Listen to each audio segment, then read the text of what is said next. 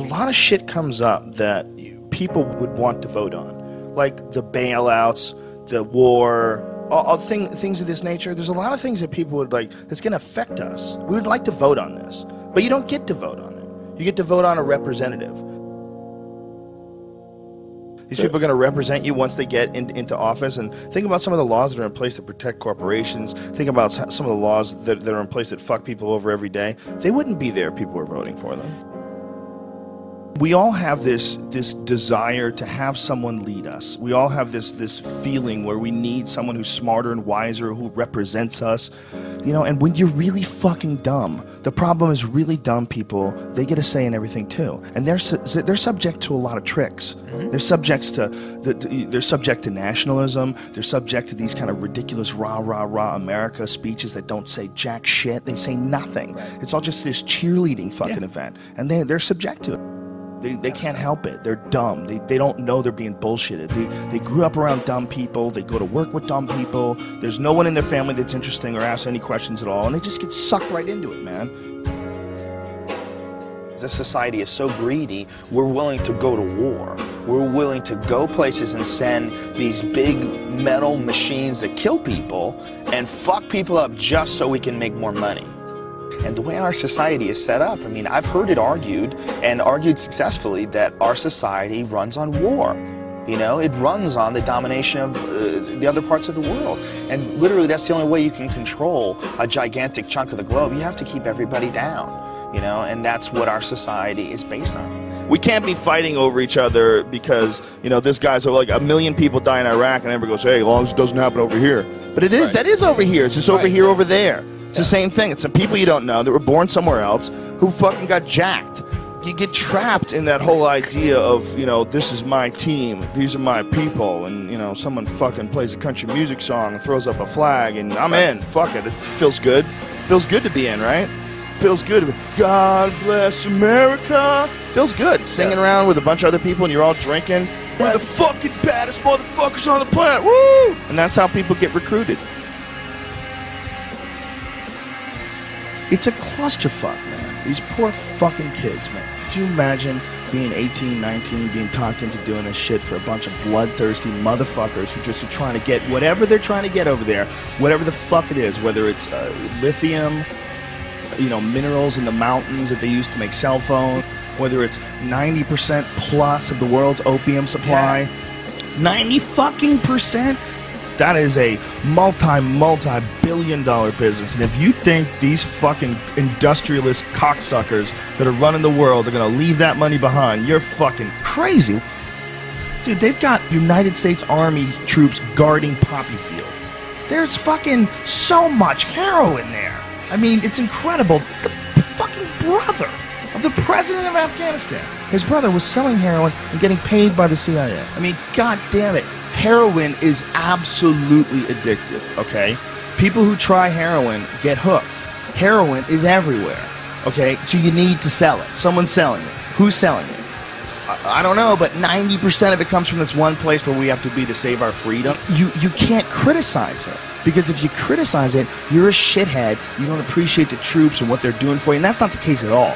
I just don't like the idea of these fucking people leading us in any direction where you need to sacrifice your life. Well, I don't believe it. I don't believe them. When there's been so many fucking lies. I mean, the more you look it up, the more, I mean, you go into any of the stories on the weapons of mass destruction before we invaded and compare them to what we actually know that they really knew when they said that. It's like they did it on purpose. They wanted to get in there for whatever fucking reason. And if it's some crazy, the world is going to end if we don't stop this, but we can't tell you shit, like, I would love to believe you. I would love to believe that the reason why you're not telling us exactly what the fuck is going on is because you're really protecting us from some insanely evil thing that if we knew about it, society would collapse. But our strong, brave, powerful leaders are going to guide us without our knowledge. I would love to believe you. If you weren't all full of shit. We're going to have to step back and look at it all in a different way. And I don't think you're going to get that from just voting for president and dealing with all this nonsense that we have right now with the two-party system. We're spinning our wheels. We're not getting any traction. This is all nonsense. It's the same nonsense with Obama that we dealt with Bush. Special interest groups controlling what people say and do and what direction the country goes in and save us from the bad guys. Just shut the fuck up, man. It's the same nonsense.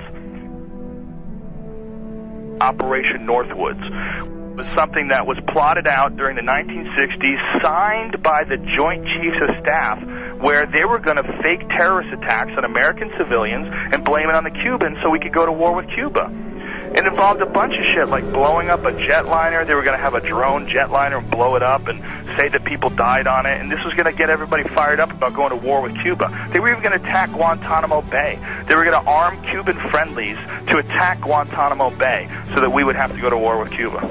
This is like our own government. They plotted this out. This is like real shit. I remember when I saw JFK, the Oliver Stone movie, and that was like part of the premise that JFK, that Oliver Stone was pushing in this film, is that they killed JFK because they wanted to stay in Vietnam because they were making a lot of money in Vietnam. And I remember at the time seeing that movie going, that is absolutely ridiculous. Who the fuck believes that? Are they going to start wars and keep wars going just so that they can make money, even though it's not a real war, it's not a just war? Nobody wants to go to war. That's stupid hippie bullshit.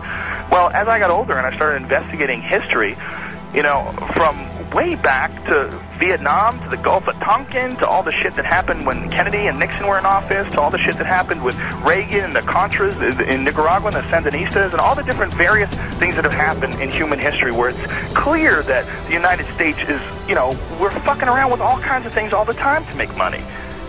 And that there's a bunch of people that are profiting off of war. And then they're not just profiting like a little bit of money here and there. You look at like what's going on with like how much money Halliburton made from the war. We're talking like billions and billions of dollars. That's like real money. Eisenhower leaving office, and he's giving a speech warning the American people about the power of the military-industrial complex. You know, when you watch that, you're like, well, here is a sitting president who's leaving office, but the most important thing that he wants to tell people is that you have to be careful because there's a machine here that wants to go to war. There's a business behind going to other countries and fucking people up and taking their shit. And they come up with reasons to do this. And they sacrifice American lives to do this. And they do it for profit. And it sounds absolutely ridiculous. It sounds absolutely outrageous that the greatest country on earth could be involved in something like that from the get-go. But yet, that's what history says. That's how it points. It points in that direction. It points in that direction that it's going in. In the councils of government, we must guard against the acquisition of unwarranted influence, whether sought or unsought, by the military-industrial complex.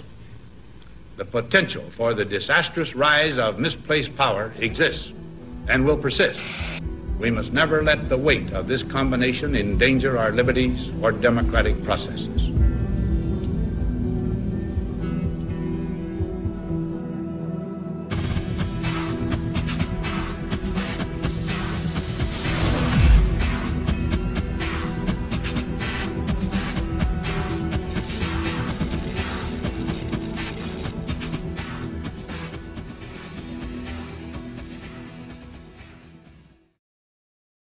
Tower 7 disturbs me the most. That Tower 7 just went whoosh, just like a controlled demolition.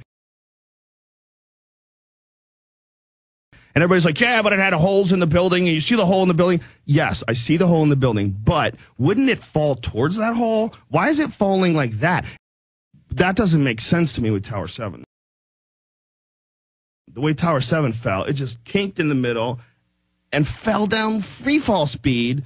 Almost. I mean, everybody they'll nitpick at you. Oh, it was 1/10 of a second slower than free fall. Even if it was just close to free fall, that's crazy. There was no resistance. It just gave up. Why wouldn't it wiggle and collapse towards where it got jacked? It just seems like a controlled demolition. That bothers me.